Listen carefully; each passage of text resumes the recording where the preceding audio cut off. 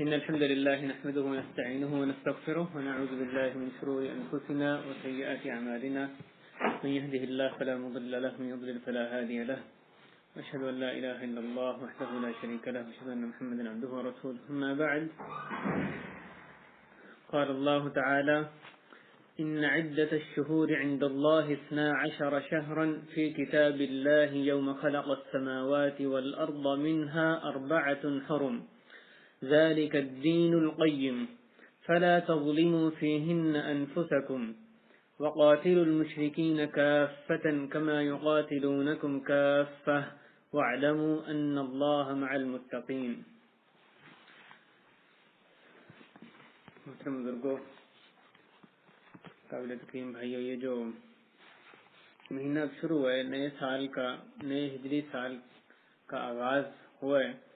1433 ہجری کی ابتدا ہو گئی ہے اور آج ام القریٰ کیلنڈر کے مطابق 7 محرم ہے. اسی تعلق سے اللہ کی توفیق سے ہم کچھ ایک دوسرے کی یاد دہانی کرائیں گے، گفتگو کریں گے. اس میں سب سے جو عناصر ہم جن پہ بات کریں گے، اس میں سب سے پہلے ہجری تاریخ کے تعلق سے باتیں، اور اس کے بعد ماہ محرم کے تعلق سے جو اس میں کرنے کا ایک خاص خصوصی کام بتایا گیا، روزوں کے تعلق سے احادیث، اور پھر جو اس ماہ میں دوسری جو خاص طور پہ جو 10 محرم کے روزے کی تاکید آئی ہے، اس کی کچھ پس منظر، اس کے اسباب، اور ساتھ 9 محرم کا روزہ اور اس کی حکمت کیا بیان کی گئی ہے، اور آخری جو اور کچھ مسائل اس تعلق سے بھی ہوں گے، 10 محرم کے روزے کے تعلق سے بعض مسائل، اور آخر میں بعض اشارات جو بدعات اس مہینے میں رواج پا گئی ہیں اس تعلق سے. سب سے پہلی بات، یہ جو آیت میں نے آپ کے سامنے تلاوت کی ہے، اس کی ترجمانی اس طرح سے: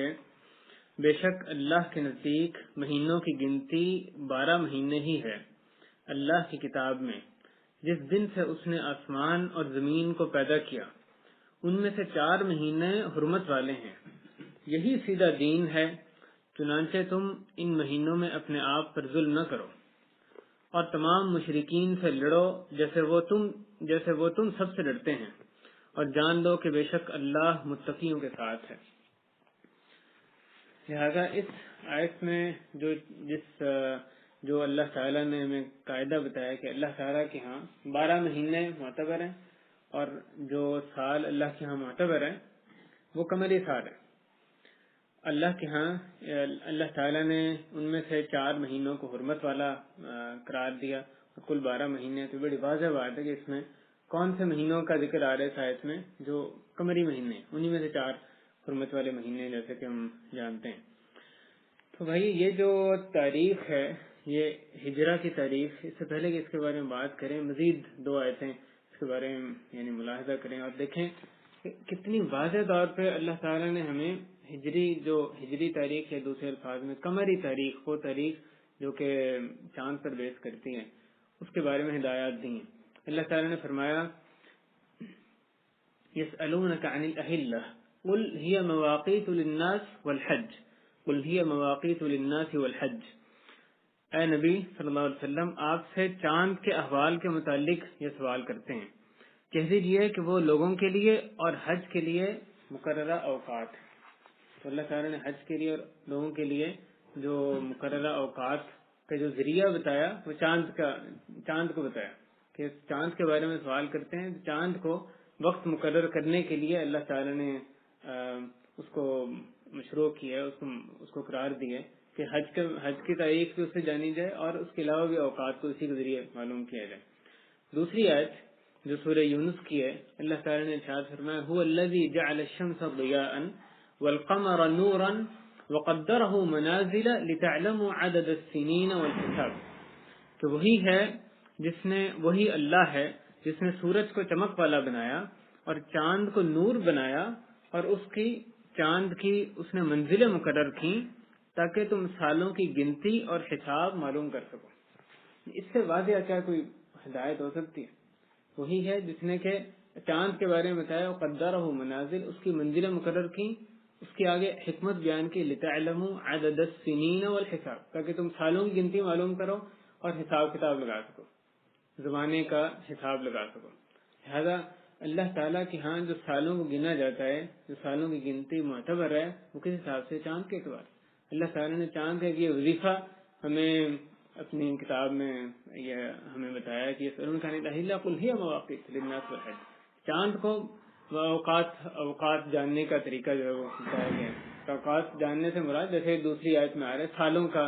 سالوں کو جاننا، مہینوں کو جاننا، جو چاند کے اعتبار سے ہی اللہ کے ہاں یہی طریقہ ہی پھر معتبر ہے۔ اور یہ طریقہ شروع دور سے، جب سے کہ رسول کریم صلی اللہ علیہ وسلم اور اس سے پہلے سے بھی یہی طریقہ چاند کے ذریعے سے جو ہجرہ یعنی جو تاریخ کا تعین ہے، یہی طریقہ ہی چلا آ رہا تھا۔ حتیٰ کہ جاہلیت میں بھی اسی طرح ہی چاند کے ذریعے سے ہی جانا جاتا تھا۔ بعد میں حضرت رسول کریم صلی اللہ علیہ وسلم کی بات سے پہلے جو عام الفیل کا واقعہ ہوا تھا، تو یہ اس طرح کا کوئی جو مشہور واقعہ تھا اس کی نسبت سے لوگ سالوں کو گنا کرتے تھے۔ کبھی اب عام الفیل سے مثلا 10 سال کے بعد فلاں واقعہ ہوا، 10 سال کے بعد ماہ محرم میں اس تاریخ کو یہ واقعہ ہوا، اس طرح وہ کسی خاص عام الفیل ایک بہت مشہور واقعہ ہو گیا تو اس سے سالوں کا تعین کیا جاتا تھا۔ یا رسول کریم صلی اللہ علیہ وسلم کی اس کے بعد یہی یعنی جو اسلامی تاریخ کی ابتدا ہے، اس کا تعین نہیں کیا گیا حتیٰ کہ رسول کریم صلی اللہ علیہ وسلم کی وفات ہو گئی، حضرت ابوبکر رضی اللہ تعالیٰ عنہ ان کا دور چلا گیا۔ حضرت عمر کے دور میں حضرت ابو موسیٰ اشعری رضی اللہ تعالیٰ عنہ انہوں نے ایک خط لکھا حضرت عمر رضی اللہ تعالیٰ عنہ کو، ان کو کہا، امیر المومنین کو مخاطب کیا کہ آپ کی طرف سے ہمیں کئی مکتوب آتے ہیں جن پہ تاریخ درج نہیں ہوتی، ہمیں پتہ نہیں چلتا کہ کب آپ نے صادر کیا، اس خط کو ایشو آپ نے یہ مرسوم جو ہے اس کو کب ایشو کیا۔ پھر اس کے بعد حضرت عمر رضی اللہ تعالیٰ عنہ نے انہوں نے شورا کو، اپنے صحابہ اکرام کو جو اہل رائے تھے ان کو جمع فرمایا، ان سے یہ مشورہ طلب کیا کہ تاریخ کا تعین کیسے کیا جائے۔ اس میں کوئی ڈبیٹ نہیں تھی کہ تاریخ کا تعین سورج کے چاند کے حساب سے، وہ تو چاند ہی تھا، لیکن اس کی ابتدا پہلا سال کس کو قرار دیا جائے، کون سا واقعہ جس کو بیس بنایا جائے پھر آگے جس سے گنا جائے۔ تو مختلف رائے سامنے آئی، لیکن جس پہ بعد میں رائے سب کی یعنی جس رائے کو پسند کیا گیا، جو حضرت عمر رضی اللہ عنہ نے جس کے مطابق جو اپنا حکم صادر فرمایا، وہ یہ تھی کہ وہ واقعہ جس نے کہ اسلام حق اور باطل میں فرق کر دیا، جو کہ ایک بہت ہی کلیدی حیثیت رکھتا ہے اسلامی تاریخ میں، وہ ہجرت کا واقعہ تھا۔ ایک رائے سامنے آئی کہ جو بعثت کو رسول کریم صلی اللہ علیہ وسلم کا یعنی جو پہلا سال جو بعثت کے سال کو قرار دیا جائے، ہمارے ہجرہ کا جو سال ہے، جس سال ہجرہ ہوئی رسول کریم صلی اللہ علیہ وسلم مکہ سے مدینہ شریف لے گئے، اس سال کو بالآخر جو ہے اس کو پہلا سال مقرر کیا گیا۔ اس کے بعد یہ ہجرہ اتنا اہم واقعہ تھا ان کے ہاں کہ انہوں نے اس پر اتفاق کیا کہ یہ سب سے یعنی یہ تھا جس کے بعد ایک دم اسلام جو ہے وہ پھیلا پھولا ہے، اور اسلامی سلطنت اس کے بعد قائم ہوئی ہے مدینہ منورہ میں، اور مسلمانوں کی تعداد ایک دم سے کئی گنا جو ہے اس کے بعد بڑھ گئی ہے۔ تو اسلام کی شان و شوکت اس کے بعد جو تھی وہ پہلے میں بہت فرق تھا، تو انہوں نے اس واقعے کو بیس قرار دیا۔ یہ تو تھا سال کے حساب سے تعین۔ اب دوسری بات یہ بھی یہ پیش نظر تھی کہ کون سا مہینہ ہے جس کو سال کا پہلا مہینہ قرار دیا جائے۔ اب جب جو واقعہ تھا وہ ہجرہ کا متعین ہو گیا کہ اس سے جو زمانہ یعنی شروع کیا جائے گا، پہلا سال پہلا مہینہ مقرر کیا جائے گا، تو اصل میں ہجرہ کس مہینے میں ہوئی تھی؟ ربیع الاول میں۔ رسول کریم صلی اللہ علیہ وسلم 8 ربیع الاول کو قباء پہنچے تھے، تو ربیع الاول میں ہوئی تھی۔ لیکن اس کے باوجود محرم کو کیوں پہلا مہینہ قرار دیا گیا؟ اس کی وجہ یہ تھی کہ جو ہجرہ کی ابتدا ہے، ہجرہ کرنے کا جو عزم ہے، وہ ذوالحجہ میں بیعت عقبہ ثانیہ کی صورت میں سامنے آیا تھا، جب بہت سے انصار جو تھے وہ آئے اور رسول کریم صلی اللہ علیہ وسلم سے انہوں نے بیعت کی کہ آپ آئیں گے تو ہم آپ کی ایسی حفاظت کریں گے جیسے اپنے اہل و عیال کی کرتے ہیں۔ تو وہ جو بیعت عقبہ ثانیہ کا واقعہ تھا، جو کہ ظاہر ہے حج کے موقع پہ پیش آیا تھا، ذوالحجہ میں پیش آیا تھا، اس موقع کو وہ اصل میں ابتدا تھی ہجرت کی۔ اس کے بعد پھر رسول کریم صلی اللہ علیہ وسلم نے انعام دے دی تھی کہ جو شخص بھی ہجرت کر سکتا ہے مکہ سے مدینہ چلا جائے، ہجرت کر لے۔ اس کے بعد جو پہلا چاند طلوع ہوا وہ محرم کا چاند تھا، تو اصل میں اس واقعے کی وجہ سے یعنی محرم کو پہلا مہینہ قرار دینا وہ بھی ہجرت ہی کے اعتبار سے، پہلا سال ہجرت کا وہ بھی پہلا سال اسلامی تاریخ کا وہ بھی ہجرت کے اعتبار سے، اور مہینہ بھی ہجرت ہی کے اعتبار سے، بیت عقبہ ثانیہ کو بیس بنا کر اس طرح سے یہ ماہ محرم جو تھا اس کو پہلا مہینہ قرار دیا گیا۔ اور اس کے بعد سے بھائیو یہی تاریخ مسلمانوں میں قابل اعتماد رہی، اسی پر ہی عمل رہا، اور یعنی صدیوں تک اسی پر ہی عمل رہا، حتیٰ کہ یہ اغیار جو ہیں جو دشمنان اسلام ہیں انہوں نے اس کا خوب وہ ادراک کرتے ہیں کہ مسلمانوں کا اپنی تاریخ سے جڑے رہنا ہے، وہ صرف ایک محض ایک تاریخ نہیں ہوتی، اس میں ایک ثقافت ان کی بذات خود ان کی تاریخ سے بھی وہ اس کی اپنی اس تاریخ کی وجہ سے، ہجری تاریخ کی وجہ سے جڑے رہتے ہیں، ان کی ثقافت بھی اس کی وجہ سے باقی رہتی ہے، جو ان کی انتماء، ان کا انتصاب ہے وہ ان کے ذہن میں تازہ رہتا ہے کہ ہمارا جو انتصاب اسلام کی طرف ہے، ہجرت ہماری تاریخ کی بنیاد ہے۔ انہوں نے اپنی یہ بھرپور کوشش کی کہ اسلامی ملکوں میں جو ہجرہ کی تاریخ ہے اس کو ختم کیا جائے، اس کی جگہ عیسوی تاریخ کو لے کر آیا جائے، اور جو کہ ایسی تاریخ ہے جس کی آپ کوئی لاجک نہیں سمجھ سکتے، اور آپ اس کی تاریخ اگر پڑھیں کیسے ڈیولپ ہوئی تو ایک عجیب داستان ہے، کیسے شروع میں مہینوں کی تعداد مختلف ہوتی تھی، پہلے جفتر تھا، مطلب اگر پہلا مہینہ 31 اگلا 30 پھر 31 30 اس طرح سے ترتیب سے سارے مہینے دسوائے فروری کے، اور پھر یہ بعد میں جولائی اگست کا جو ہے اس میں ہیرا پھیری کی گئی، کیونکہ وہ جو اس وقت کا سلطان تھا جو جولیس تھا اس نے اپنے مہینے میں کی تعداد زیادہ کرنی تھی، اس قسم کے واقعات نظر آتے ہیں، تو اس نے ان مہینوں کی جو تعداد ہے دنوں کی وہ آگے پیچھے کر دی گئی، یعنی اس کا کوئی بیس نہیں تھا کہ بھی کیوں اس کی 30 اور 31 اس میں کیا وجہ ہے کہ اس کی 30 یعنی فروری کی کیوں 28 ہیں تو مارچ کی کیوں 28 نہیں، وہ فروری کے 31 کیوں نہیں ہوئے تھے، مثلا کوئی ایسے بیس کر سکتے ہیں یہ سوال، اس کا کوئی جواب نہیں، بس یہ ٹھیک ہے اتفاق کر دیا گیا، صرف ایک اصطلاحی چیز اور کچھ نہیں،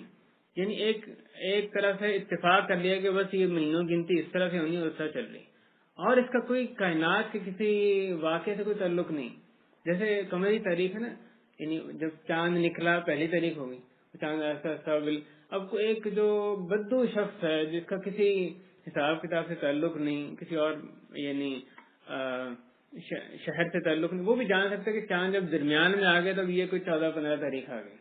ایک ان پڑھ شخص بھی جان سکتا ہے کہ دیکھو یہ تاریخ جب درمیان میں پہنچ گئے چاند، اب اس نے اگر 3 مہینوں کا حساب کرنا ہے مثلا، یا 4 مہینے 10 دن کا ہے کوئی اور ایسا جو اسلامی میں سارے مدتیں بتائی گئی اس کا حساب کرنا ہے، اس کے لیے بڑا آسان ہے، اس کو یہ جاننے کی ضرورت نہیں کہ پہلے اس کے بعد گھڑی ہوگی کیلنڈر ہوگا تو معلوم کرے گا، اس نے دیکھنا چاند یہاں سے نکلا غروب ہو گیا، پھر نکلا غروب ہو گیا، پھر نکلا غروب ہو گیا، 3 مہینے پورے ہو گئے، اس طرح سے جو بھی اس نے تعین کرنا ہے، تو اس طرح سے ایک بالکل لاجیکل چیز ہے، ایک جو کائنات میں ایک فنومین ہے چاند کا نکلنا، کیونکہ اللہ تعالیٰ نے اس چاند کو کا وظیفہ میں بتایا ہے کہ اس چاند کو میں نے بنایا لتعلموا عدد السنین والحساب، تم سالوں کی گنتی معلوم کر سکو، اس سے اللہ تعالیٰ نے اتنے واضح الفاظ میں کہا ہے کہ اس چاند کے ذریعے تم نے سالوں کی گنتی معلوم کرنی، حساب کتاب لگانا، یہ ایک اسلام نے جو ہمیں جو ہدایت دی اس میں یعنی کوئی اشکال نہیں تھا، لیکن یہ آہستہ آہستہ سوائے اس وقت دنیا میں واحد ایک سعودی عربی ایک ایسا ملک ہے جس میں کہ ہجری تاریخ جو ہے وہ معتمد تاریخ ہے رسمی طور پہ یعنی آفیشلی، ورنہ باقی جتنے بھی ممالک ہیں اسلامی ممالک سب میں دوسری عیسوی تاریخ یا شمسی تاریخ وہی چلتی ہے۔ یہ بہرحال بے شک اب ہمارے پر یعنی ایک مسلط کر دی گئی ہے، یہ دوسری تاریخ ہے اور اس کو استعمال کرنے سے راہ فرار کوئی نہیں ہے، لیکن کم از کم یہ ہے کہ جو ہجری تاریخ ہے اس کو اجاگر ضرور کیا جائے، اس کا گھروں میں چرچا ضرور ہونا چاہیے، جب بچے کی پیدائش ہو تو یہ پتا ہونا چاہیے کہ پیدائش کا دن بچے کو پوچھا جائے تمہاری سن پیدائش یا یوم پیدائش کون سا ہے، تو میرا اگر وہ کہے کہ 25 فروری ہے، ساتھ اس کو پتا ہو کہ فلانا جو ہجری تاریخ میں اس کو پتا ہونا چاہیے کہ اس وقت میں پیدا ہوں، فلاں سال فلاں مہینے میں پیدا ہوں، کیونکہ بھائی آپ دیکھیں جو احکامات اسلام میں بتائے گئے ہیں ان پہ عمل کرنا یعنی زمانے کے جن میں ذکر آئے ان پہ عمل کرنا ممکن نہیں اگر آپ ہجری تاریخ کو اگر ترک کر دیتے ہیں، قمری سالوں کو چھوڑ دیتے ہیں، شروع سے آپ دیکھیں بچے کو کتنی دیر مثلا حمل کی مدت بتائی گئی ہے، اس کے بعد کم از کم حمل کی مدت یا زیادہ یا پھر بعد میں رضاعت کی مدت بتائی گئی 2 سال بتائے گئے، وہ 2 سال کون تھے آپ جانتے ہیں، 1 سال میں 10 دن کا فرق پڑ جاتا ہے، تو اگر 2 سال آپ نے عیسوی کے حساب سے دوسری تاریخ کے حساب سے گنے تو 20 دن زیادہ ہو جائیں گے، اس کی اجازت ہی نہیں ہے. میکسیمم 2 سال حولین کاملین لمن اراد ان یتم الرضاعہ، جس نے ذات پوری کرنی ہے اس کے لیے 2 سال حد مقرر کی. اور اسی طرح سے آگے بچوں کو حکم دو 7 سال کے ہو جائے نماز کا حکم دو. اور 7 سال کون سے ہجرہ کے اعتبار سے، اور دوسری گنیں گے کیسے آپ اس حکم پہ عمل کر سکتے ہیں. 10 سال کے ہو جائیں ان کو نماز نہ پڑھنے پر مارو، ان کے بستر الگ کر دو. اس طرح سے جو بلوغت کی فقہاء نے ذکر کیا 15 سال جو آدمی اس میں بالغ ہو جاتا ہے. اس طرح سے مختلف 40 سنہ کا ذکر آیا، یا عدت کا ذکر، عدت کے احکامات ہیں، ظہار کے احکامات ہیں، یا بتایا گیا 60 اور 70 کے درمیان میری امت کی عمریں ہوں گی، اور کتنے ہی احکام ہیں جس میں مہینے اور سال کا ذکر آتا ہے، سارے اسی کے ساتھ سے ہیں. تو اگر آپ کا ہم اس کو چھوڑ دیں گے تو ان سارے احکام پہ عمل کرنا بڑا مشکل ہو جائے گا. لہذا یہ بہت ضروری ہے کہ خواہ ہم اس کی استاد نہیں رکھتے کہ ہم پورے ملک میں کوئی تاریخ دوسری نافذ کر دیں، لیکن اپنے گھر میں 4 دیواری میں ضرور استاد رکھتے ہیں. اس میں تو اللہ کے ہم مسئول ہیں کہ ہم اپنے اس جو وراثت سے، اپنی اسلامی تاریخ سے اپنے آپ کو، اپنے گھر والوں کو جوڑی رکھیں. ان کو پتا ہو، ان کی عمریں پتا ہو، ان کو پتا ہو اس وقت کون سی تاریخ چل رہی ہے، جو مہینہ آ رہا ہے اس کی اہمیت اگر کوئی آئی ہے حدیث قرآن سنت میں اس کا پتا ہو، کہ ہم واقعات کا پتا ہو. اسلامی تاریخ سے جڑ کے رہنے بہت ضروری ہے. اور اس میں ان کو اپنی عمر ہی پتا ہونی چاہیے کہ اس وقت اس کی عمر، کیونکہ آپ نے اس کو جب کہنا ہے کہ اب تم نے اب سے نماز شروع کرنی ہے، جب سے وہ 7 سال کا ہو جائے گا، تو کیوں بھی پہلے کیوں نہیں آپ کہہ رہے تھے، اب مجھے کہہ رہے تھے کہ 7 سال کا ہو گیا. اس کو پتا ہونا چاہیے کہ 7 سال کا ہو گیا کس اعتبار سے، ہجرہ کے اعتبار سے. جو بھی اس طرح کے احکامات ہیں اس کو شعور دیا جانا چاہیے، اور صرف بچے کو نہیں، خود ہمارے لیے بھی. یعنی آپ احکامات پہ عمل اسلام کے تبھی یہ کرنا جو ہے صحیح طرح ممکن ہے. یہ پہلی بات تھی جو تاریخ کے استعمال کے حساب سے. اور علماء نے آج کل یہ بھی کہتے ہیں کہ اگر آدمی کو جہاں پہ استعمال کرنی ہو دوسری تاریخ تو ٹھیک ہے، اس نے لکھنی ہے، لیکن وہ ساتھ کم از کم یہ عادت بنا لے کہ ساتھ وہ لکھے ساتھ دوسری تاریخ بھی لکھ دے. یعنی لکھے یہ ہجرہ کی تاریخ کورسپونڈنگ ٹو یہ بموافق یا بمطابق دوسری تاریخ ہے. دونوں تاریخوں کا جہاں پہ لازمی عیسوی تاریخ وہاں پہ ساتھ یہ ہجری تاریخ بھی ساتھ لکھتی جائے. کم از کم وہ تاریخ اس طرح سے اجاگر رہے گی. اور اللہ کرے کہ وہ دن نہ آئے جب کہ دوبارہ اسلام کی جو کھوئی عزت بحال ہو جائے اور یہ جو اسلامی تاریخ تھی وہ دوبارہ استعمال ہونے لگ جائے. ایک اشکال اس میں اٹھایا جاتا ہے کہ وہ زیادہ ایکوریسی اس میں زیادہ ہے جو عیسوی تاریخ ہے، لیکن یہ بات صحیح نہیں. آپ نے دیکھا ہے جیسے ام القریٰ کیلنڈر ہے تو 1450 ہجری تک انہوں نے ایشو کر دی. یعنی وہ ایک ظاہر ہے خاص فلکیات کے اعتبار سے وہ چاند سے نکلتا غروب ہوتا ہے تو اس میں دیکھتے ہیں امکان کس دن ہے نظر آنے کا، اس کے بعد جو دن ہے اس کو پہلا دن قرار دے دیتے ہیں اگلے مہینے کا. اور اس میں اور اصلی چاند کی جو رؤیت ہلال ہے اس میں ایک دن زیادہ کا فرق نہیں آتا. تو وہ لانگ ٹرم اس طرح سے اس پہ کام کیا جیسے کہ یہاں پہ ہو بھی رہا ہے. اور اصلی جو اسلامی احکام کا تعین ہے وہ چاند کو دیکھ کے اس میں ایک دن پلس مائنس ہو سکتا ہے. تو یہ یہاں پہ ممکن ہے تو کہیں بھی یعنی اس پہ عمل کیا جا سکتا ہے. دوسری بات جو اس مہینے کے تعلق سے جو کہ پہلا مہینہ ہے ہجری سال کا، اس میں یہ جو 4 حرمت والے مہینے ہمیں بتایا گیا ان میں سے یہ ایک مہینہ ہے. جیسے کہ صحیح بخاری میں حدیث ہے، رسول کریم صلی اللہ علیہ وسلم نے فرمایا کہ زمانہ گھما کر پھر اپنی اصلی حالت پر آ گیا، اس طرح سے کہ اس دن تھا جب کہ اللہ تعالیٰ نے آسمان زمین کو پیدا کیا تھا. اس کے بعد آپ نے فرمایا کہ السنۃ 12 شہرا کہ سال 12 مہینوں کا ہے. منہا 4 حرم جن میں سے کہ 4 حرمت والے مہینے ہیں، محرم حرمت والے یعنی محرم مہینے، جن میں سے 3 لگاتار ہیں پے در پے، ذوالقعدہ، ذوالحجہ اور محرم. اور ایک چوتھا جو ہے وہ رجب مضر. رجب مضر اس کو اس لیے کہا تھا کہ مضر ایک قبیلہ تھا جو کہ رجب کی خاص طور پہ تعظیم کرتا تھا، اس کی نسبت سے اس قبیلے کی نسبت سے اس کو رجب مضر کہتے ہیں. یعنی مضر کا رجب، وہ قبیلہ وہ مہینہ جس کی مضر قبیلے والے جو ہیں وہ تعظیم کرتے تھے. تو رجب مضر جو کہ جمادہ اور شعبان کے درمیان ہے، یہ صحیح بخاری میں اس طرح سے حدیث ہے. اور محرم کے مہینے کو محرم اس لیے کہا نام دیا گیا مزید اس کی حرمت کی تاکید کرنے کے لیے کہ یہ بھی ایک یعنی حرمت والا ایک مہینہ ہے. ذوالقعدہ، ذوالحجہ اور محرم، اب یہ تیسرا مہینہ ہے جس میں کہ پے در پہ جو حرام حرمت والے مہینے ختم ہو جائیں گے، پھر ایک آگے جا کے علیحدہ سے رجب کا مہینہ آئے گا. ان جو حرمت والے مہینے ان میں فلا تظلموا فیہن انفسکم، ان میں اپنے اوپر ظلم کرنا ہر مہینے میں حرام ہے، لیکن ان 4 مہینوں میں جو گناہ کا کوئی بھی معصیت کا جو گناہ ہے وہ دوسرے مہینوں سے زیادہ ہے. اس میں خاص طور پہ ہمیں ظلم کرنے سے منع کیا گیا. ان 4 مہینوں میں نیکی کے کام کا ثواب بھی زیادہ ہوتا ہے اور برائی جو کی جائے اس کا گناہ بھی زیادہ ہوتا ہے بنسبت دیگر 8 مہینوں کے. یہی بات حضرت عبداللہ بن عباس رضی اللہ تعالیٰ عنہ فرمائی ہے. اسی طرح حضرت قتادہ بھی فرماتے ہیں فلا تظلموا فیہن انفسکم، اس کے وہ کہتے ہیں کہ ظلم جو حرمت والے مہینے اس کا گناہ زیادہ ہے، اس کا بوجھ زیادہ ہے بنسبت دیگر مہینوں کے. اگلی بات جو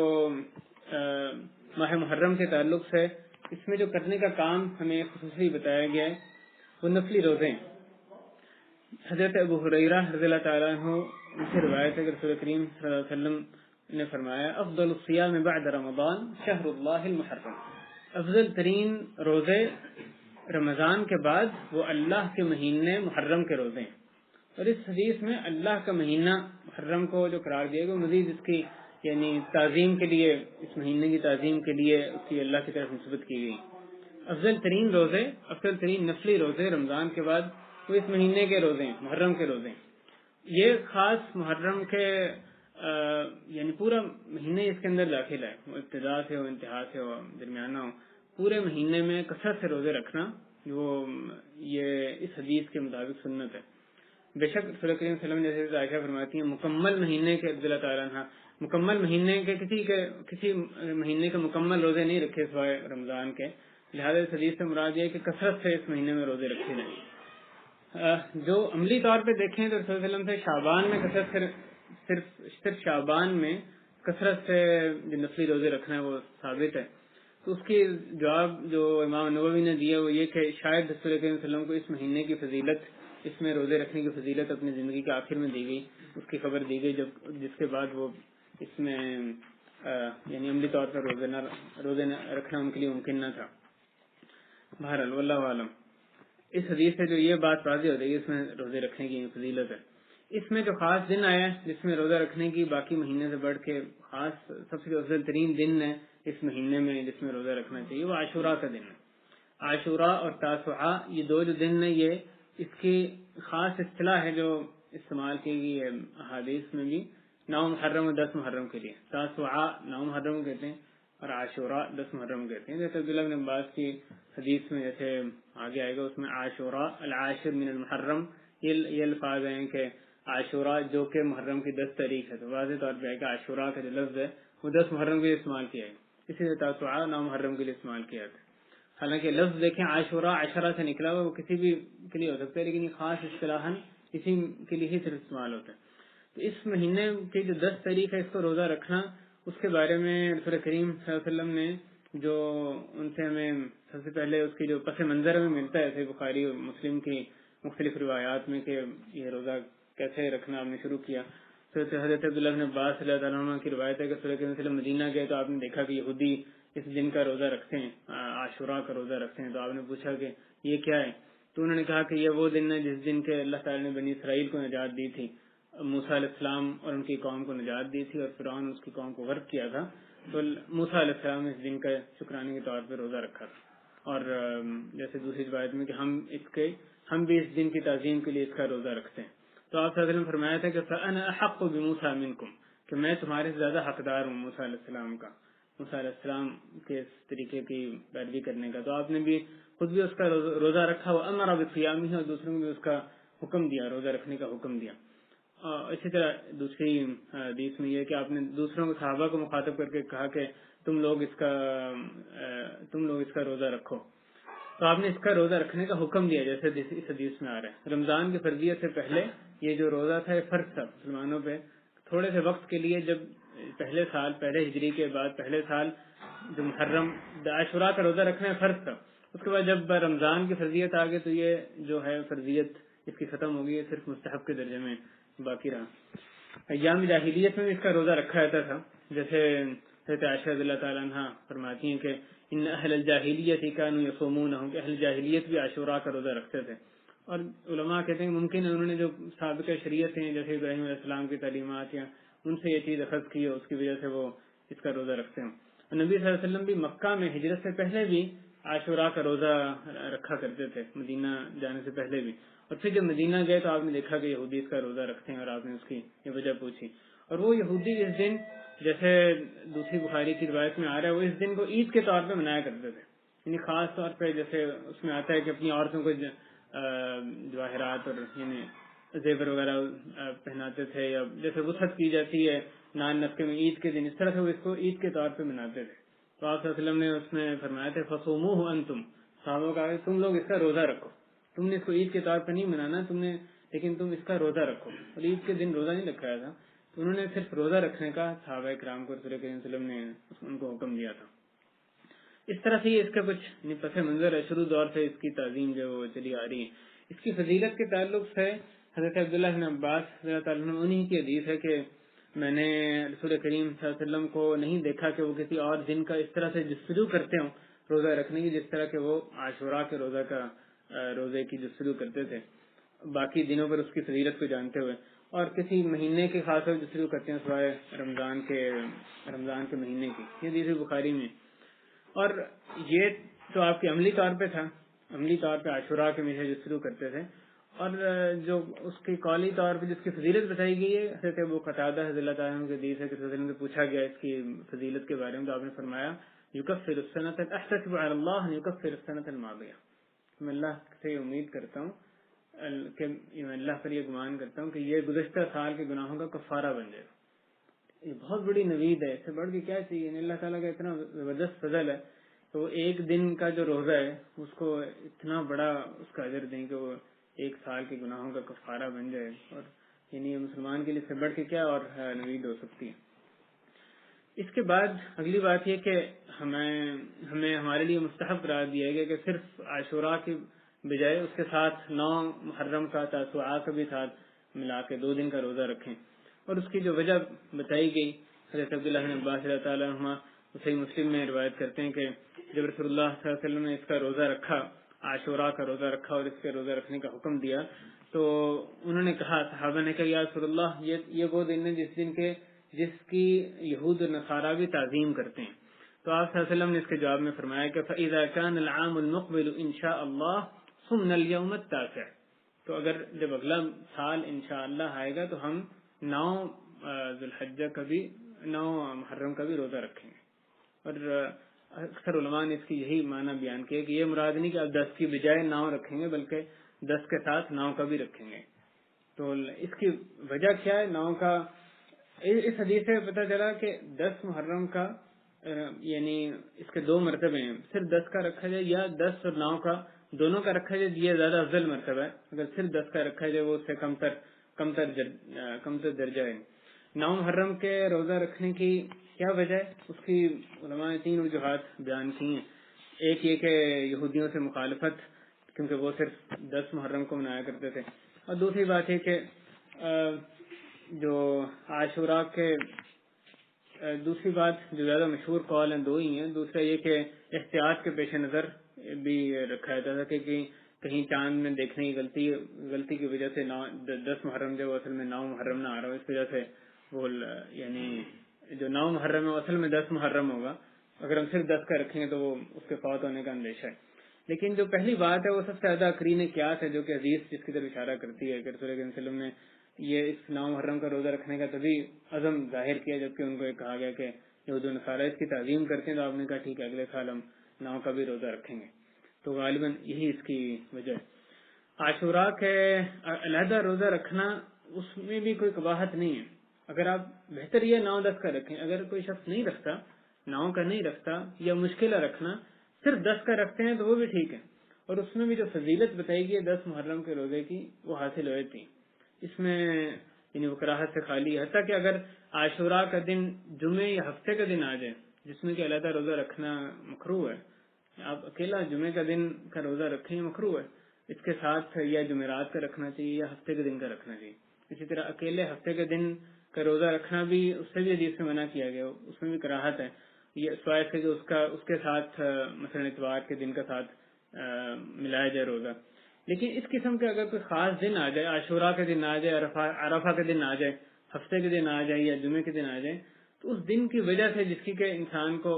جس کا روزہ رکھنا انسان کی ایک عادت ہے, اس کا روزہ وہ اکیلے دن کا بھی رکھ سکتا ہے، جمعے اور ہفتے کے دن بھی اگر آیا تھا. اس دفعہ تو خیر نہیں آ رہا، لیکن ایک ویسے مسئلے کے طور پہ اگر مہینے کا ابتدا میں اشتباہ ہو، جیسے کہ اس دفعہ بھی ہوا ہے، یعنی یہاں پہ رویت ہلال میں، تو پھر کیا کرنا چاہیے؟ امام احمد رحمہ اللہ فرماتے ہیں کہ اگر مہینے کے ابتدا میں اشتباہ ہو جائے کہ یعنی کیا چاند نظر آیا ہے کہ نہیں آیا، وقت پر نظر آیا کہ نہیں، تو پھر بہتر یہ ہے کہ وہ بندہ 3 دن روزہ رکھ لے، یعنی 8، 9، 10 کو رکھ لے، تاکہ وہ پھر اس صورت میں وہ 8، 9 ممکن ہے 9، 10 ہوں تو وہ 9، 10 کو بہرحال پا ہی لے گا. اور جس نے صرف 10 کا رکھنا چاہتا اس کے لیے احتیاط کرنی، تو وہ بھی کم از کم 9، 10 رکھ لیں، تو وہ بھی یعنی اگر 9 کو نہیں پائے گا تو کم از کم 10 کو پا لے گا، اور دوسرا روزہ اس کا 11 کو ہو جائے گا. تو احتیاط، اگر یہ احتیاط کے پیش نظر جو ہے وہ علماء نے یہ بات کہی ہے. یہاں پر 1417 ہجری میں اسی قسم کا ایک، اور اتفاق میں دن بھی وہی تھے، اسی طرح کا اشکال ایک ہوا تھا جیسے اس وقت یہاں پہ باتیں ہو رہی ہیں یعنی سعودی عرب میں، کہ کیا چاند جو ہے وہ اس دن بادل بھی کافی زیادہ تھے 29 ذوالحجہ کو، 29 ذوالحجہ کو اس کی شام، تو وہ کہتے ہیں کہ ممکن اس وجہ سے نظر نہ آیا. اور دوسرے جیسے پاکستان میں چاند نظر آ گیا، مصر میں بھی انہوں نے، وہاں کے دارالفتہ انہوں نے بھی اعلان کر دیا چاند نظر آنے کا. تو کیا وہ چاند واقعی نہیں تھا یا چاند جو ہے بادلوں کی وجہ سے نظر نہیں آیا؟ اور آپ جانتے ہیں کہ اس کو ویسے نہیں دیکھا جاتا اس چاند کو جیسے کہ رمضان یا شوال یا ذوالحجہ کا چاند دیکھا جاتا ہے، کیونکہ اس سے ایک واجب عبادات اس کے ساتھ منسلک ہوتی ہیں، جو روزے کی یا عید شوال کے سلسلے میں عید کی یا ذوالحجہ میں حج کی عبادت ہوتی ہیں. تو اس میں خاص طور پہ مسلمانوں میں فرض ہوتا ہے کہ یعنی فرض کفایہ ہوتا ہے کہ وہ نکلیں اور چاند کی جستجو کریں، اس کو دیکھنے کی کوشش کریں. لیکن اس کے ساتھ کیونکہ جو عبادت منسلک ہے وہ بھی نفلی عبادت ہے، جو عاشوراء کا روزہ نفلی عبادت ہے، اس کا چاند دیکھنا بحیثیت سے عمومی لوگوں پہ فرض نہیں ہے کہ وہ نکل کے دیکھیں 29 ذوالحجہ کے بعد اس طرح سے جستجو کریں جس طرح کہ وہ رمضان یا حج کے سلسلے میں کرتے ہیں. تو اس وجہ سے اس کا امکان نسبتاً زیادہ ہوتا ہے کہ چاند ہو اور نظر نہ آئے، کیونکہ اس کی اس طرح سے جستجو اس مہینے میں نہیں کی جاتی. تو اگر اصول یہی ہوتا ہے کہ اگر آپ کو اطلاع نہیں ملی تو آپ 30 دن اس کے تصور کرتے ہیں، پچھلے مہینے کے ذوالحجہ کے 30 دن تصور کریں گے اور اس کے بعد سے پہلے اگلے مہینے کا آغاز کریں گے. لیکن اگر مل گیا تو پھر 29 تصور کریں گے. بہرحال اس 1417 ہجری میں یہی بات ایک پیش آئی تھی، اور اس موقع پہ شیخ ابن باز رحمہ اللہ جو سوکھ حیات تھے، مفتی اعظم یہاں کے سابق مفتی اعظم تھے، ان سے مسئلہ اس وقت پوچھا گیا، اور اتفاقاً وہ دن بھی بالکل یہی بننے تھے جو اس سال بننے ہیں. تو انہوں نے یہ جواب دیا تھا کہ زیادہ بہتر یہ ہے کہ 9، اور وہ کہتے تھے کہ 9، 10 کا ضرور سارے لوگ روزہ رکھ لیں. تو اگر وہ 9، 10 کا نہیں پائیں گے تو 10، 11 کا پا لیں گے. وہ اس وقت دن بھی وہی تھے، تو انہوں نے کہا کہ سوموار اور منگل کا روزہ وہ سارے لوگ رکھیں. تو اگر وہ منگل کو جو اصل میں کیلنڈر کے حساب سے یا کہنے کے رؤیت کے حساب سے 10 محرم بن رہی ہے، اگر وہ 10 نہیں ہے تو یعنی 10 جو ہے وہ پھر سوموار کو ہوگی. اس حساب سے اس سال بھی وہی یعنی دن بھی وہی بن رہے ہیں. یہ ایک عجیب اتفاق ہے. تو بہتر یہ ہے کہ ہم لوگ ان 2 دنوں کا روزہ رکھنے کی کوشش کریں. تو اگلے سوموار اور منگل آ رہے ہیں، تاسوعا اور عاشوراء کے دن ہیں، تو ان دونوں کا اگر روزہ رکھیں گے تو لازماً عاشوراء کو پا لیں گے. ویسے تو اصولی اعتبار سے عاشوراء منگل ہی ہے، لیکن اگر ہم ان احتیاط کے پیش نظر اگر ایک اور دن رکھنا ہے تو بہتر یہ ہے کہ ہم ساتھ اس کے سوموار کا بھی رکھ لیں، تاکہ قطعی طور پہ ہمیں عاشوراء جو ہے وہ ہمیں نصیب ہو جائے. اس طرح سے سوموار منگل کا روزہ ہم سارے کوشش کریں گے رکھ لیں. اگلی بات یہ کہ کون سے گناہ ہیں جن کی کہ اس عاشوراء کے ذریعے سے روزے کے ذریعے سے معافی ہوتی ہے. تو اس میں جو علماء نے ایسی اس قسم کی جو بھی احادیث ہیں ان میں جو ایک اصول بیان کیا ہے کہ صرف صغائر جو صغیرہ گناہ ہوتے ہیں ان کا ایک کفارہ بنتے ہیں، کبیرہ گناہ کا نہیں بنتے. اور اس کی وجہ یہ ہے، دلیل یہ بے شک اس حدیث میں تعین نہیں آئی، اس میں آ رہا ہے یکفر السنۃ الماضیہ، گزشتہ سال کا کفارہ بن گیا. یہ نہیں آ رہا کہ گزشتہ سال کے صغیرہ گناہوں کا کفارہ بن گیا، الفاظ سے نہیں ہے. لیکن رمضان کے روزے بہرحال ان روزوں سے زیادہ افضل ہیں. نفلی روزہ جتنا بھی افضل ہو، اللہ تعالیٰ کو محبوب ترین جو عبادت ہے وہ عبادت جو اس نے اپنے بندوں پہ فرض کی. تو رمضان کے روزے ان سے زیادہ افضل ہیں. اور رمضان کے روزوں کے بارے میں بھی اور جو فرض 5 نمازیں ان کے بارے میں بھی سورہ کریم صلی اللہ علیہ وسلم نے فرمایا کہ وہ جو اپنے مابین گناہ ہوتے ہیں ان کا کفارہ بن جاتے ہیں اذا اجتنبت الکبائر، اگر کبائر سے اجتناب کیا جائے. اگر کبیرہ گناہوں سے بچا جائے تو پھر وہ درمیان کے گناہوں کا کفارہ بنتی ہیں. اب یہ روزے اس سے اوپر نہیں ہے کہ رمضان تو کبیرہ گناہوں کا کفارہ نہیں بنتا، لیکن یہ جو عرفہ اور عاشوراء کا روزہ ہے یہ کبیرہ گناہوں کا بھی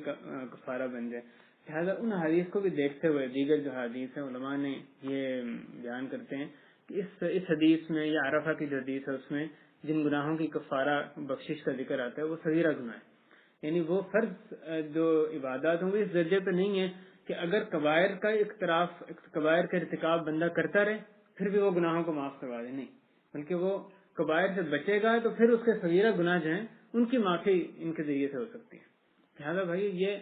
یعنی کبیرہ گناہ جو ہیں ان سے تو توبہ کرنی، اس سے ہٹ کے مستقل توبہ کرنی لازم ہے.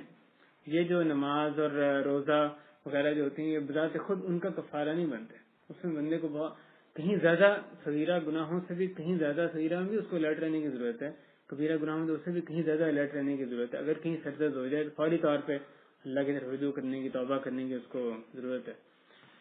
اور بندہ اس طرح مغرور نہ ہو، وہ دھوکے میں نہ آئے کہ اب یہ ایک مہینہ جو ہے وہ تو 1 سال کا بن گیا، عاشوراء کا روزہ 1 سال کا کفارہ بن گیا، عرفہ کا جو ہے وہ تو پھر اجر ملے گا، پہلے ہی سال کے معافی ہو چکی. اور پھر جو مزید حدیثیں بتائی گئی جن میں کہ گزشتہ گناہ معاف ہو گئے تو اس میں پھر درجات ہی بڑھیں گے، گناہ تو ختم ہو. اس قسم کا غرور ہمارے اندر نہیں آنا چاہیے. ہمارے اندر پتہ نہیں گناہ کتنے، اخلاص کتنا ہوتا ہے ان عبادات میں کہ کتنی اس کی وجہ سے جو نبی سنائے گی کس درجے میں پوری ہوتی ہے. اور پھر کبیرہ گناہ اللہ جانے کتنے ہمارے سرزد ہوتے ہیں، یعنی کتنی دفعہ غیبت سرزد ہوتی ہے، چگلیاں ہوتی ہیں، کتنی دفعہ اس قسم میں جھوٹ ہوتے ہیں، کوئی نماز چھوٹتی ہے، کیا کچھ چھوٹتا ہے، ماں باپ سے نافرمانی، یعنی کبیرہ گناہ جو بھی ہیں جن کی لمبی فہرست ہے، کتنے اس میں سرزد ہوتے ہیں کہ ہم اپنے آپ کو یہ کہیں کہ وہ 1 سال کے یعنی خلاصی ہوگی، ختم ہو گئے سارے گناہ. علماء کہتے ہیں کہ اگر یہ جو اچھے اعمال ہیں یہ اگر بندہ صغائر صرف کر رہا ہو تو ان کے کفارہ بنتے ہیں، اگر صغائر نہ ہو کبائر ہو تو امید کی جاتی ہے کبائر میں تخفیف کر دیں، ان کا مکمل کفارہ نہیں بنتے لیکن ان کے جو گناہ ہے اس میں تخفیف کا صرف یہ باعث بنیں گے. آخری جو اس بارے میں مسئلہ یہ کہ عاشوراء کا روزہ اس شخص کے لیے جس کی کبھی قضا باقی رہتی ہے اس کے لیے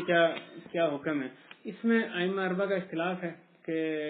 اگر ایک بندے پہ ابھی رمضان کی قضا باقی ہے تو کیا وہ نفلی روزے رکھ سکتا ہے، یعنی اس قسم کے بھی خواہ نفلی روزے ہیں جیسے عاشوراء کا یا عرفہ کا روزہ ہے. بعض نے کہا کہ کیونکہ اس کی قضا کا وقت وسیع ہوتا ہے اگلے رمضان تک رکھ سکتے ہیں تو اس لیے وہ رکھ سکتا ہے. اور جو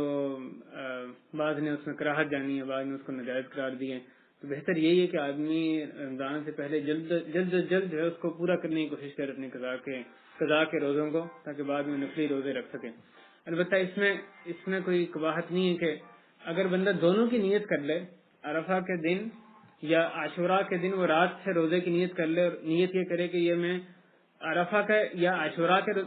کے بھی روزے کی نیت کروں، ساتھ جو رمضان کی قضا رہ گئی تھی اس کی بھی نیت کرتا ہوں، تو یہ بھی دونوں کی طرف سے کفایت کرے گا، اس کی بھی انشاءاللہ فضیلت ملے گی، ساتھ اس کی قضا جو ہے وہ بھی پوری ہو جائے گی. آخری جو موضوع ہے وہ عاشوراء کے تعلق سے، جیسے ہم جانتے ہیں یہ جو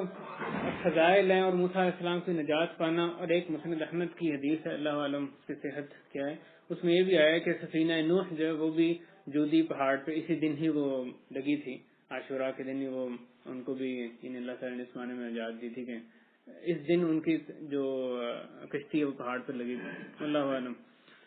جو اس مہینے جس چیز سے یہ مہینہ مشہور ہو گیا، جو اصلی تاریخ جس کی وجہ سے پس منظر میں چلی گئی ہے، وہ واقعہ جو کہ حضرت حسین رضی اللہ تعالیٰ عنہ ان کا جو مظلومانہ شہادت کا واقعہ تھا. اور ہم جانتے ہیں یہاں پہ یعنی اس کے واقعے کی جو تفصیلات ہیں وہ واقعی اس قابل ہیں کہ انسان اس کو پڑھے، اس سے اسباق حاصل کرے، کس طرح سے پورا شروع ہوا واقعہ، کیا کیا اس میں عوامل تھے، کیسے اس میں کیا اسباق ملتے ہیں، اور بہت سی چیزوں میں جو دشمنوں کی چالیں اس میں کس طرح سے مکر و فریب، جو بعض ایسے لوگ جو اسلام کے اندر اس کے خلاف چالیں چل رہے تھے ان کے کس طرح سے انہوں نے چکر چلائے، کس طرح سے ٹیپ کرنے کی، پہنچانے کی کوشش کی نواز رسول صلی اللہ علیہ وسلم ان کو. تو وہ ایک پورا اسباق سے بھرا ہوا واقعہ، اور یعنی ایک ہماری تاریخ ایک المناک باب ہے یقیناً، کہ جس کو پڑھ کے ہر مسلمان جو اس کا دل دکھتا ہے کہ کاش یہ نہ ہوتا، لیکن جو اللہ نے لکھا ہے وہ ہو کر رہنا ہے. اور رسول کریم صلی اللہ علیہ وسلم کو اس کی یہ خبر دی گئی تھی پہلے کہ آپ کے اس نواسے کو یعنی شہید کیا جانا ہے کربلا میں، تو اس کی خبر دی گئی تھی. لیکن یہ کہ یہ واقعہ ذات خود بے شک وہ ایک المناک واقعہ ہے، اور جیسے حضرت حسین نے اس وقت کہا تھا کون سی جگہ ان کو بتایا کربلا، تو آپ نے جواب میں فرمایا تھا کرب و بلا، یہ تو کرب اور بلا یعنی کرب مصیبت اور علم رنج یہ اس کی جگہ بن گئی ہیں. تو واقعی وہ جو واقعہ وہ کرب اور بلا ہمارے دلوں میں بھی یعنی پیدا کرتا ہے. لیکن ایک مسلمان جو اللہ کی تقدیر اس پر راضی رہتا ہے، ہمارے لیے جو یہ جائز کسی صورت نہیں ہے کہ ایک بندہ جتنا بھی مظلومانہ شہید ہوا، جیسا بھی وہ اچھا بہت ہی جس مقام پہ بھی وہ فائز تھا شہید ہونے والا، اس کی یاد میں ہر سال پھر بعد میں اس کی برسی منائی جائے یا اس کے یاد میں نوحہ کیا جائے، ماتم کیا جائے، اس کی یاد کو تازہ کیا جائے. یہ تو ان سے جو کہیں افضل لوگ شہید ہوئے، جو ان سے زیادہ افضل لوگ شہید ہوئے نواسے رسول تھے، ان کے لیے بھی جائز نہیں. حضرت جو زکریا کے بیٹے یحییٰ علیہ السلام، ان کو بھی شہید کیا گیا تھا، اور ان کو بھی اسی طرح شہید کیا گیا جیسے کہ حسین کو کیا گیا. ان کا بھی جو سر تھا وہ تن سے جدا کر کے وہ ایک جو طائف تھی اس کے سامنے پیش کیا گیا تھا. اور حضرت زکریا علیہ السلام ان کو بھی شہید کیا گیا تھا، اور اللہ جانے کتنے انبیاء کو شہید کیا گیا. ہمیں چند ایک واقعات پھر بتائے گئے ہیں. اور پھر آپ دیکھیں تو ان کے جو صلی اللہ علیہ وسلم کے بعد حضرت عمر، حضرت عثمان، حضرت علی، تینوں کی شہادت بھی انتہائی المناک واقعہ تھی. یعنی تینوں افضل ترین صحابہ حضرت ابوبکر رضی اللہ تعالیٰ عنہ کے بعد قطعاً جو اہل سنت و جماعت سے جو متفق عقیدہ ہے کہ افضل ترین صحابی جس امت کے ہیں وہ حضرت ابوبکر ہیں، اس کے بعد حضرت عمر، اس کے بعد حضرت عثمان، اس کے بعد حضرت علی. پھر کوئی اور کسی اور کا درجہ آتا ہے. جس ترتیب میں ان کی خلافت تھی اسی ترتیب میں ہی ان کی افضلیت بھی ہے، اور یہ ان کی خلافت سے پتہ نہیں چلا، یہ دیگر بہت سی حدیث سے پتہ چلتا ہے. یہ اس وقت موضوع بحث نہیں، مقصد یہ بیان کرنے کا کہ یہ جو تینوں صحابہ جو خلفائے راشدین شہید ہوئے، یہ قطعاً ان سے حضرت حسین سے افضل تھے، جیسے کہ دیگر حدیث میں ہے. بے شک حضرت حسن حسین وہ بھی سیدہ شباب اہل الجنہ، رسول نے فرمایا کہ وہ بھی اہل جنت کے نوجوانوں کے سردار تھے، بلا شک تھے. اور ہم اس کی دعا کرتے ہیں اللہ تعالیٰ ہمیں بھی جنت میں ان پاک باز ہستیوں سے ملائے. لیکن یہ جو دوسرے شہید ہوئی ان سے بہرحال افضل تھے، حضرت عمر، حضرت عثمان، حضرت علی. ان کی یاد میں بھی نوحہ کرنا، ماتم کرنا جائز نہیں ہے ہمارے لیے. تو ان سے افضل لوگ بھی شہید ہوئے، اور حضرت حسین ہی کی شہادت کیوں، اس کا ماتم ہی ہر دفعہ کیوں کیا جاتا ہے، نوحہ کیوں کیا جاتا ہے، اور ان کو ان سے افضل لوگ تھے ان کو چھوڑ کے. بات یہ کہ یعنی ہمارے دلوں میں جو مصیبت کا آنا یا یعنی اس کو محسوس کرنا یہ اپنی جگہ، اور یہ واقعی ہوتا ہے. جب بھی آپ تاریخ میں پڑھتے ہیں ایک مسلمان پہ، خاص طور پہ ایک اس قسم کی جو پاک باز ہستیاں تھیں ان پہ جو مصائب آئے تو واقعی دل انتہائی رنجیدہ ہوتا ہے، اور ایک عجیب علم اور کرب کا جو یعنی صورتحال دل میں پیدا ہوتی ہے. لیکن بہرحال اللہ تعالیٰ کی جو شریعت ہے اس سے باہر نکلنا یہ ہمارے لیے کسی وقت بھی درست نہیں ہے، نہ رنج کے موقع پہ نہ خوشی کے موقع پہ. تو اس وجہ سے اب یہ سارے کام جو کیے جاتے ہیں عاشوراء کے موقع پہ، ان کی وجہ جواز یہ واقعہ ہرگز نہیں بن سکتا. اس میں ہمیں اپنے آپ کو شریعت کا پابند کرنا لازم ہے، اور انشاءاللہ ہم میں سے کوئی کرتا بھی نہیں ہے. لیکن یہ اس قسم کے جو جب یہ عاشوراء کا آتا ہے تو عجیب یہ بات ہے کہ بہت سی مساجد میں یا بہت سے مولوی جو کہ کہنے کو یعنی جو کہ اس گمراہ فرقے سے تعلق نہیں رکھتے، وہ بھی جب عاشوراء کا ذکر کر رہے ہوتے ہیں تو انہی روایات کو جس میں کہ اکثر جھوٹ جو ہے بہت زیادہ شامل ہے، بے شک اس کی اصل واقعہ موجود ہے لیکن اس میں جھوٹ کی آمیزش انتہا درجے کی ہے. اور شاید ہی جتنا اس فرقے نے جھوٹ بولا کسی اور نے بولا ہو جو اسلام کی طرف منسوب فرقوں میں سے، جھوٹ اس میں بہت زیادہ ہے. وہ واقعات ان کا اثر آپ کو بہت دفعہ جو دوسرے جو اہل حق ہوتے ہیں ان میں سے بھی جو کم علم والے لوگ ہیں ان میں بھی نظر آنے لگتا ہے. اور ان لوگوں کو خاص یعنی ان کی بولنے کی جگہ جس کی وجہ سے ان کی جو تعلیمات ہوتی ہیں ان کے واقعات پھیلائے ہوئے ہیں. وہ حضرت فاطمہ رضی اللہ تعالیٰ عنہ ان کے وہ حمل کا گر جانا ہے یا کیا وہ حضرت عمر رضی اللہ عنہ ان کے خلاف انہوں نے خوب واقعات یعنی گھڑے ہیں. تو ان کے جو پھیلائے ہوئے اس کا کیسے آج کل دیکھیں ای میل پہ کئی دفعہ چل رہے ہوتے ہیں اور اس کا انکار کرنے والا کوئی نہیں ملتا. حالانکہ پیچھے دیکھا جائے اس کی جو کڑی ہے واقع کسی موضوع حدیث میں یا ایسی حدیث جو کہیں کسی حدیث کی کتاب میں ملتی نہیں، اللہ جانے کس نے حدیث بنا کے تو اس کو نشر کر دیا اور آگے آگے سارے لوگ جو ہیں وہ ثواب سمجھ کے اس کو فارورڈ کر رہے ہوتے ہیں. یعنی ان کی سوچ باہر اس کا اثر ایک نظر آنے لگتا ہے، جس سے ہوشیار رہنے کی ہمیں ضرورت ہوتی ہے. اس واقعے کے تعلق سے بھی اس میں جو وہ غلط چیزیں انہوں نے شامل کر لیں جو کہ اس واقعے کی یعنی بعض دفعہ اس کی اصلی روح کو نکال دیتی ہیں، جو اسباق اصل میں حاصل کرنے کی اس کے اصلی پس منظر سے اس کو ہٹا دیتی ہیں. ان کو ان کے علاوہ بھی دیگر زبانیں بھی بیان کر رہی ہوتی ہیں جو کہ یعنی اہل حق کی طرف جن کی نسبت ہوتی ہے. اس بات سے بھی ہوشیار رہنے کی ضرورت ہے کہ ہمیں تاریخ معتمد ذرائع سے ہی صرف اپنی حاصل کرنی ہے، اور اللہ کا شکر ہے تاریخ ہماری محفوظ ہے، ایسی کوئی بات نہیں ہے. لیکن یہ جو پروپیگنڈا جس چیز کا صرف ہو رہا ہوتا ہے اس کے پیچھے لگنے کی نہیں ضرورت. یہ ٹی وی اور اخبارات جو غیر یعنی معتمد جو ذرائع ہوں ان کے پیچھے لگ کے اپنی اسلامی تاریخ خاص طور پہ اس قسم کے جو حساس واقعات ہیں ان کا علم حاصل کرنا یہ دانش مندی نہیں ہے. جائیں تاریخ کی جو مستند کتابیں اللہ کا شکر ہے موجود ہیں ان کی طرف جائیں جو صحیح علماء راسخین نے لکھی ہیں، ان سے جا کے اپنی تاریخ حاصل کریں، ان سے اسباق بھی حاصل کریں، اپنی زندگی کو بھی سنواریں، اور جو حکماء جو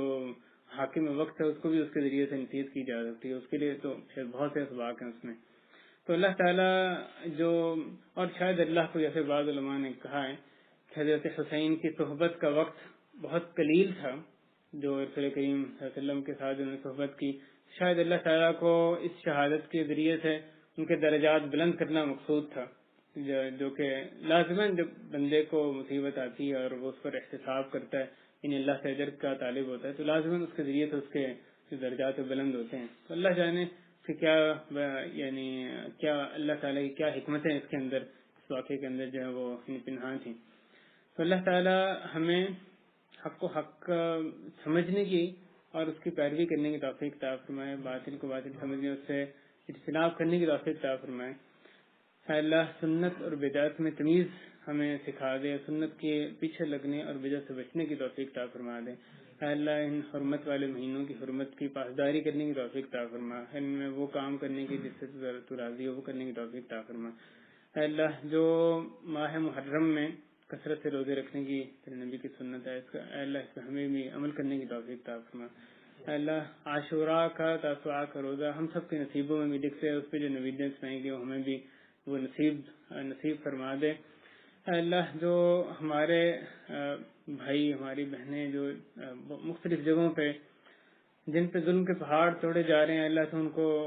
ان کا مددگار بن جائے. اللہ تو دشمنوں کے خلاف اپنے اور ان کے دشمنوں کے خلاف ان کا حامی و ناصر بن جائے، ان کو اپنے دشمنوں سے نجات دلا دے. اے اللہ جہاں بھی جو اسلام کے سچے چاہنے والے ان کو فتح نصیب ہوئی ہے اللہ تو اس فتح کو قائم رکھ. اے اللہ ان کو جو جس امتحان میں تو نے ڈالا اس میں صحیح طرح پورا اترنے کی توفیق عطا فرما. اے اللہ ہمارا بیٹھنا قبول فرما لے، ہمارے صغیرہ کبیرہ گناہ معاف فرما دے. اس کے ذریعے سے کھانا اور جو بھی کہنے اور سننے والے ان میں بھی ان کے کاموں میں اس کے ذریعے سے برکت فرما. صلی اللہ وسلم علی نبینا محمد وعلی آلہ وصحبہ اجمعین والحمد للہ رب العالمین. ان الحمد للہ نحمده ونستعینه ونستغفره ونعوذ باللہ من شرور انفسنا